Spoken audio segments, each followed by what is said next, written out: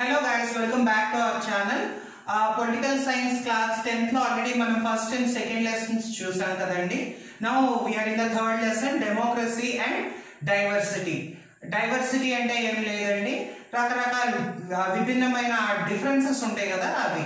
So ఈ previous lesson లో మనం ఆల్రెడీ చూసాము శ్రీలంకలో కానీ బెల్జియంలో కానీ లాంగ్వేజ్ వల్ల వచ్చిన డిఫరెన్సెస్ అవి వాళ్ళు ఎలా సాల్వ్ చేసుకున్నారు ఇదంతా కూడా ప్రీవియస్ లెసన్ లో చూసాము.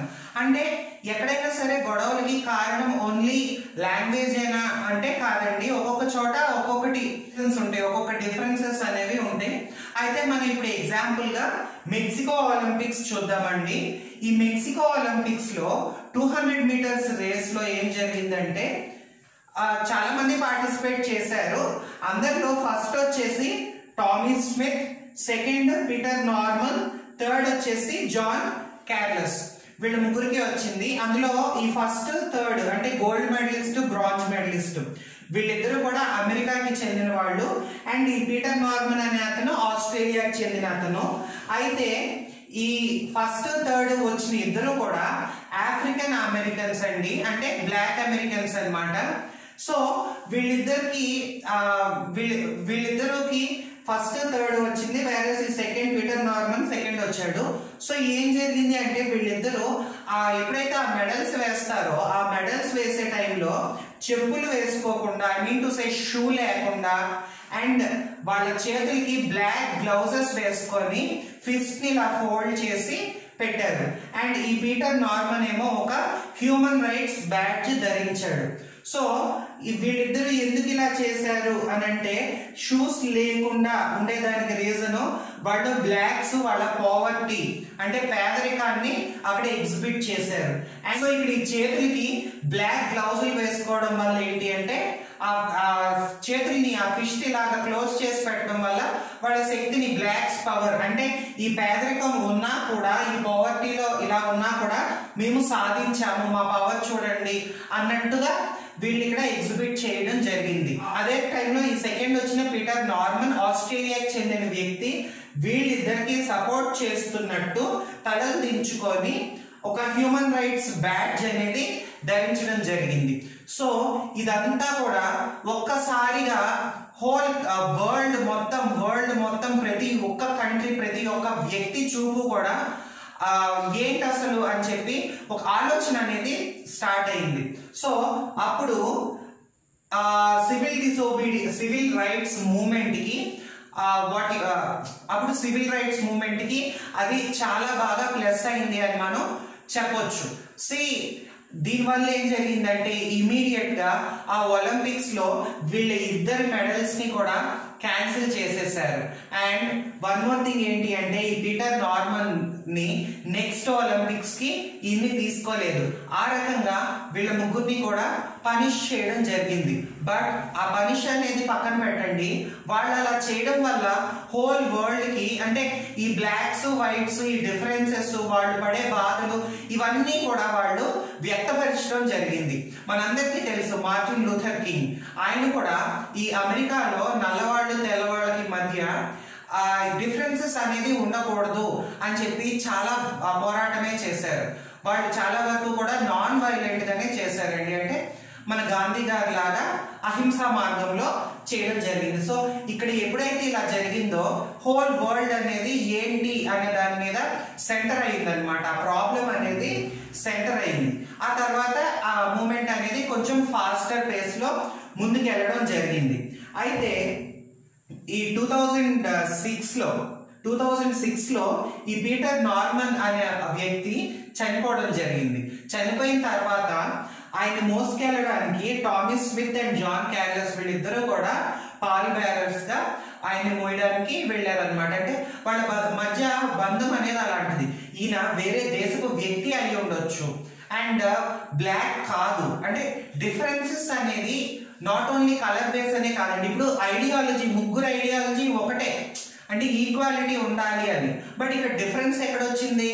ఆ బ్లాక్స్, ఈయన వైట్, అక్కడ వేరియేషన్ అనేది రావడం జరిగింది. నెక్స్ట్ 2005 లో వీళ్ళు చేసిన దానికి ఒక గుర్తింపుగా వాట్ యు సే అంటే వాళ్ళు చేసిన దానికి ఒక ప్రౌడ్ మూమెంట్ లాగా శాన్ హోస్ స్టేట్ యూనివర్సిటీలో వాళ్ళ స్టాట్యూస్ అనేది పెట్టడం జరిగింది.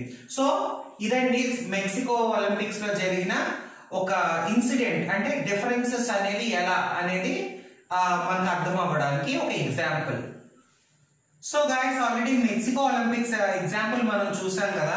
ఈ సోషల్ డిఫరెన్సెస్ అసలు ఎక్కడి నుంచి పుట్టుకొస్తాయి అనేది మనం చూసినట్టయితే first birth and then choices. Birth అంటే పుట్టుకతో వచ్చేదండి, అంటే హైట్ షార్ట్, ఇప్పుడు టాల్ షార్ట్ లేదా బ్లాక్ వైట్, ఓకే, లేదు పలానా క్యాస్ట్ లో పుట్టడం, ఇవన్నీ కూడా బై బర్త్ వచ్చేవి. చాయిసెస్ అని అంటే మనం ఎంచుకునేవి. ఇప్పుడు రిలీజియన్ ఉంది, హిందువా, క్రిస్టియనా, ముస్లిమా, అదనేది మనం చూస్ చేసుకోవచ్చు. లేదు ఏ మతాన్ని నమ్ముకోకుండా ఎథిస్ట్ లా ఉండడమా, అవనేది మన చాయిస్. లేదు ఇప్పుడు ఎడ్యుకేషన్ లో ఏం చేయాలి, ఇట్లా కొన్ని కొన్ని మన చాయిస్ లో ఉంటాయి. అలాగా సోషల్ డిఫరెన్సెస్ అనేది టూగా మేజర్ గా ఉంటాయి.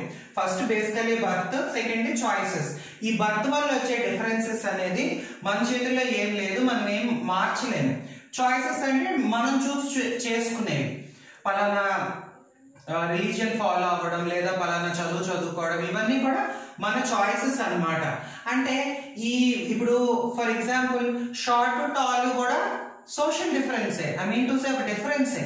కానీ ఆ డిఫరెన్స్ అనేది ఒక పెద్ద మేజర్ ఇదిగా తీసుకొని దానివల్ల ఏదైనా ఇష్యూస్ జరుగుతున్నాయా అంటే జరగట్లేదు. ఒక్కొక్క చోట ఒక్కొక్క సందర్భంలో ఒక్కొక్క సోషల్ డివిజన్ అనేది డిఫరెన్సెస్ కి క్లాష్ అవుతూ ఉంటాయి అన్నమాట. ఇప్పుడు మనమే ఉన్నాము, ఇప్పుడు ఫర్ ఎగ్జాంపుల్ మనం ఉన్నాము, మనం బ్లాక్స్ అనుకోండి, మనం ఎడ్యుకేటెడ్, ఒకవేళ మనం బాగా చదువుకొని ఉంటే మనం ఎడ్యుకేటెడ్ గా ఒక సోషల్ గ్రూప్ లో ఉంటాం. నెక్స్ట్ మనం బ్లాక్స్ కాబట్టి బ్లాక్స్ గా ఒక సోషల్ గ్రూప్ లో ఉంటాం. సో ఇలా అంటే మనం ఒకరినైనా డిఫరెంట్ సోషల్ గ్రూప్స్ అనేది ఉంటాయి.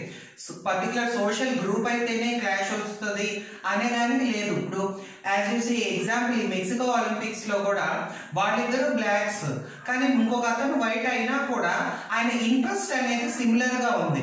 కాబట్టి సోషల్ డిఫరెన్సెస్ వల్లే క్లాషెస్ అనేది మనం అనుకోవడానికి లేదు. ఇప్పుడు over lapping and cross cutting differences. So ఇప్పుడు ఓవర్ ల్యాపింగ్ అంటే ఏంటి అంటే ఒక కారణమే కాకుండా మల్టిపుల్ రీజన్స్ అనేది ఉండేదని ఓవర్ ల్యాపింగ్ అనేది అంటారు. అంటే ఒకదాని మీద ఒకటి చాలా కారణాలు ఉంటే ఓవర్ ల్యాపింగ్. క్రాస్ కటింగ్ అంటే కేవలం ఒకటి, చాలా చిన్న మైనర్ కొన్ని ఒకటి మాత్రమే ఉంటే క్రాస్ కటింగ్ అని చెప్పి అంటారు.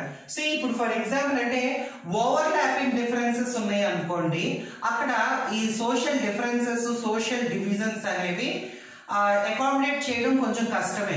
అదే కానీ క్రాస్ కటింగ్ డిఫరెన్స్ అనుకోండి, అది అకామిడేట్ చేయడం చాలా చాలా ఈజీ. ఇప్పుడు ఫర్ ఎగ్జాంపుల్ మనం ఈ యునైటెడ్ స్టేట్స్ లోనే మనం ఎగ్జాంపుల్ చూస్తే బ్లాక్స్ వైట్స్ అనేది ఫస్ట్ మేజర్ డివిజన్. తర్వాత దానికి తోడేంటి, బ్లాక్స్ అందరూ కూడా పూర్, దానికి తోడు వాళ్ళు దళిట్స్. అంటే కేవలం ఒకటే కాకుండా ఇప్పుడు ఫర్ ఎగ్జాంపుల్ ఈ బ్లాక్స్ అండ్ వైట్స్ లో బ్లాక్స్ అనే వాళ్ళు మెజారిటీ పూర్ అనేది లేకుండా రిచ్, అంటే బ్లాక్స్ వైట్స్ లో ఆ పవర్టీ, ఆ ఎకనామికల్ ఇంబ్యాలెన్స్ అనేది లేకుండా నార్మల్ గా ఉంటే అంటే అప్పుడు క్రాస్ కటింగ్ డిఫరెన్స్ అన్నమాట, అంత ఇబ్బంది అనేది ఉండదు. బట్ ఈ బ్లాక్స్ అనేదే కొంచెం తక్కువగా చూస్తారు, వాళ్ళు పూర్ దళిట్స్ అనేసరికి ఓవర్ ల్యాపింగ్ డిఫరెన్స్ అయ్యి ఈ టైప్ ఆఫ్ డిఫరెన్సెస్ అకామిడేట్ చేయడం అనేది చాలా చాలా కష్టం. దానివల్ల కొన్ని మూమెంట్స్ అనేది జరగడం, కొన్ని ఇబ్బందులు, ఇవన్నీ కూడా తలెత్తుతూ ఉంటాయి. ఇప్పుడు ఫర్ ఎగ్జాంపుల్ నార్థన్ ఐలాండ్ లో చూడండి, ఈ నార్థన్ ఐలాండ్ లో ఏంటి అంటే క్రిస్టియన్స్ మొత్తం అందరూ ఉండేది క్రిస్టియన్సే, కానీ వాళ్ళలో క్యాథలిక్స్ అని ప్రొటెస్టెంట్స్ అని డిఫరెన్స్ ఉంది. ఆ డిఫరెన్స్ లో మళ్ళీ క్యాథలిక్స్ అందరూ కూడా పూర్ అన్నమాట. సో అక్కడ వీళ్ళని ఇద్దరిని అకామిడేట్ చేయడం అనేది చాలా ఇబ్బంది అయ్యింది. వేరస్ అదే సిచ్యువేషన్ ఉన్న నెదర్లాండ్ లో సేమ్ క్రిస్టియన్స్ లో క్యాథలిక్స్ ఉన్నారు అండ్ ప్రొటెస్టెంట్స్ నెదర్లాండ్ లో కూడా ఉన్నారు. బట్ ఏంటి అంటే ఆ పూర్ రిచ్ అనేది మిక్స్డ్ గా ఉందన్నమాట. అంటే బోత్ క్యాథలిక్స్ అండ్ ప్రొటెస్టెంట్స్ లో both rich and poor mixed గా ఉన్నారు. కాబట్టి నెదర్లాండ్స్ లో అది ఒక క్రాస్ కటింగ్ డిఫరెన్స్ అనేది అయ్యింది. బట్ ఇక్కడ ఇదే ఓవర్ ల్యాపింగ్ డిఫరెన్స్ అయ్యింది. సో ఎప్పుడైతే ఓవర్ ల్యాపింగ్ డిఫరెన్సెస్ ఉంటాయో అప్పుడు అకామిడేట్ చేయడం అనేది కొంతవరకు కష్టం. క్రాస్ కటింగ్ డిఫరెన్సెస్ ఉంటే అకామిడేట్ చేయడం ఈజీ. ఫర్ ఎగ్జాంపుల్ ఇప్పుడు కరెంట్ మన సినారియోనే చూడండి, ప్రతి కంట్రీలో కూడా మల్టీ కల్చరల్ ఉన్నారు, చాలా కల్చర్స్ ఉన్న వాళ్ళు, మల్టీ లింగ్యువల్ ఉన్నారు. అందరూ ఉన్నా కూడా ఆ డిఫరెన్స్ అనేది లేదు. అంటే క్రాస్ కటింగ్ డిఫరెన్స్, అంటే వాళ్ళ కల్చర్ డిఫరెంట్ అంతే, అంతకు మించి రిచ్ పూర్ లేదంటే వాళ్ళ బిహేవియరల్ ప్యాటర్న్స్ కానీ ఎటువంటి ఇది కూడా ఒక డిఫరెన్స్ కింద మనకి కనబడటం లేదు. సో ఓవర్ ల్యాపింగ్ డిఫరెన్సెస్ ని కొంచెం అకామిడేట్ చేయడం కష్టం అవుతుంది.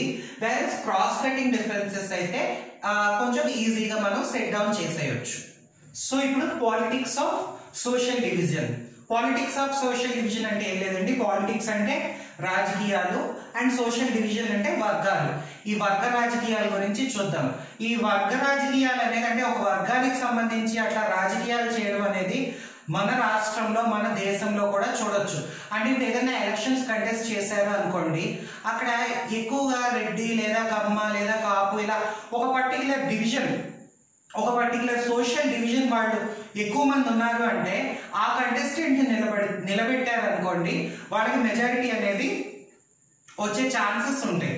సో మన కంట్రీలో కూడా ఇవి జరుగుతున్నాయి, బట్ క్లాషెస్ జరిగి గొడవలు అయ్యేంత అయితే జరగట్లేదు. సో దీని గురించి మనం చూద్దాం. సో ఇప్పుడు నార్థన్ ఐర్లాండ్ లో ఎగ్జాంపుల్ తీసుకోండి. ప్రొటెస్టెంట్స్ క్యాథలిక్స్ ఇద్దరు ఉన్నారు. ప్రొటెస్టెంట్స్ వచ్చేసి 53% of the population and Catholics వచ్చి 44% ఆఫ్ ద పాపులేషన్. వీళ్ళు ఏంటి అంటే ఈ ప్రొటెస్టెంట్స్ ఏమో యూనియనిస్ట్స్ అన్నమాట, యునైటెడ్ కింగ్డమ్ తోనే కలిసి ఉందాము అని చెప్పి వీళ్ళు.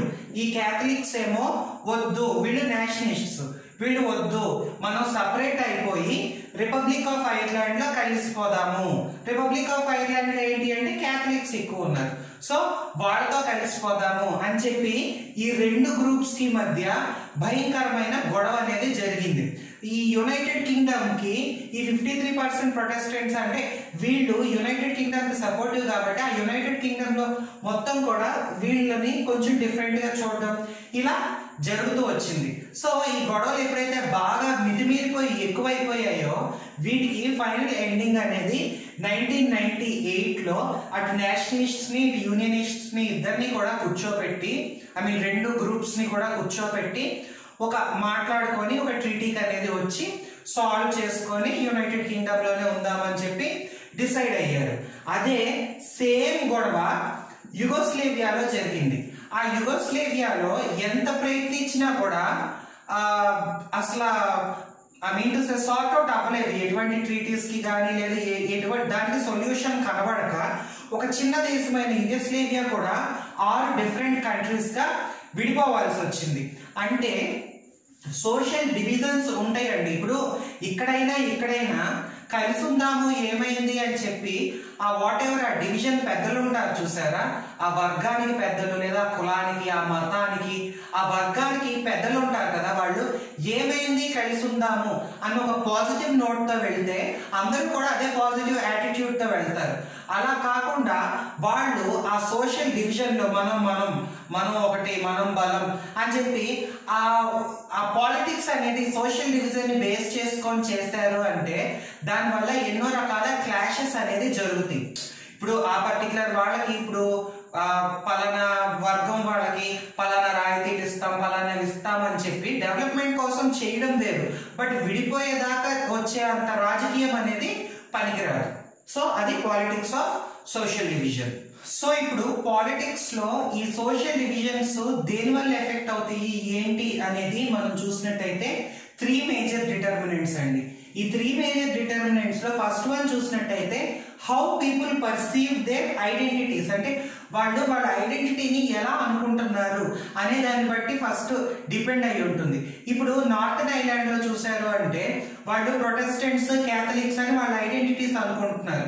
అంతేగాని మనందరం కూడా నార్థన్ ఐర్లాండ్ జనాభా మనందరం ఒకటే దేశపు వ్యక్తులు, లైక్ ఇండియా మనందరం కూడా different states different languages, but ఏమనుకుంటామండి అందరం ఇండియన్స్ అని చెప్పి అనుకుంటాము. ఒకవేళ అదే విధంగా కనుక ఈ నార్థన్ ఐర్లాండ్ లో కూడా అనుకుంటే ఇంత డిఫరెన్సెస్ ఆ గొడవలు అనేది జరగవు. సో జనాలు వాళ్ళ ఐడెంటిటీని ఎలా పర్సీవ్ చేసుకుంటున్నారు అన్న దానిపైన ఒకటి ఆధారపడి ఉంటుంది.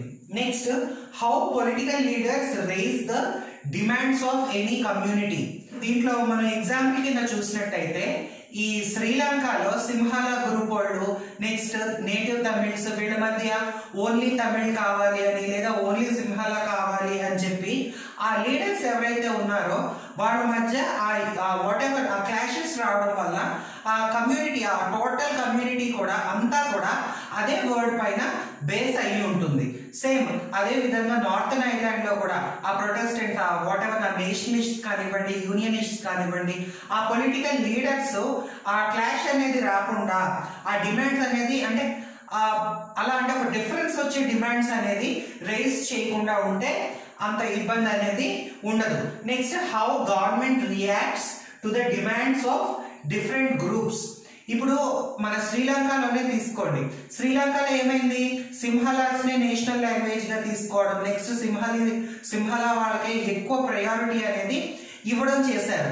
దానివల్ల ఏమైంది, గవర్నమెంట్ అనేది ఒకళ్ళ వైపే బయాస్డ్ గా ఉంది, మిగతా వాళ్ళని పట్టించుకోవడం లేదు. అలా గవర్నమెంట్ కూడా ఒక పర్టికులర్ వర్గానికే సపోర్టివ్ గా ఉండకూడదు. ఎప్పుడు ఎవరికి ఐ మీన్ టు సే ఎవరి నెసెసిటీస్ ని బట్టి ఎవరి నీడ్స్ ని బట్టి గవర్నమెంట్ కూడా అలా ఫ్లక్చువల్ గా ఉండాలి. సో ఇప్పుడు మనం ఇదంతా చూసినట్టయితే అయితే ఈ సోషల్ డివిజన్స్ అనేది ఈ డెమోక్రసీకి ఒక పెద్ద ఇబ్బందా, ఇది కష్టమా అంటే సోషల్ డివిజన్స్ వల్ల డెమోక్రసీ అనేది దెబ్బతింటుందా అని ఒక క్వశ్చన్ మార్క్ రావచ్చండి. కానీ కాదు, అలా మనం ఆలోచించాల్సిన పని లేదు. ఎందుకంటే ఆ సోషల్ డివిజన్స్ ఉండడం వల్ల మా వర్గానికి సరిపడిన న్యాయం జరగలేదు అని చెప్పి వాయిస్ రేస్ చేస్తారు. అంటే వి నీడ్ దిస్ అని చెప్పి పీపుల్ వాయిస్ రేస్ చేయడానికి, ఆ మధ్యలో ఉన్న చిన్న చిన్న డిస్ప్యూట్స్ అనేది సాల్వ్ చేయడానికి చాలా బాగా ఈ సోషల్ డివిజన్స్ అనేది ఉపయోగపడతాయి. బట్ ఆ political leaders, political parties, next people అనుకునే ధోరణి ఈ అన్నిటి మీద డిపెండ్ అయి ఉంటుంది. అంటే ఒక పర్టికులర్ గవర్నమెంట్ అనేది బయాస్డ్ గా ఉండకూడదు. సో ఇదండి డెమోక్రసీ అండ్ డైవర్సిటీ లెసన్. మీకు అర్థమైందని అనుకుంటున్నాను. మీకు నచ్చినట్లయితే లైక్ చేయండి, మీ ఫ్రెండ్స్ తో షేర్ చేయండి.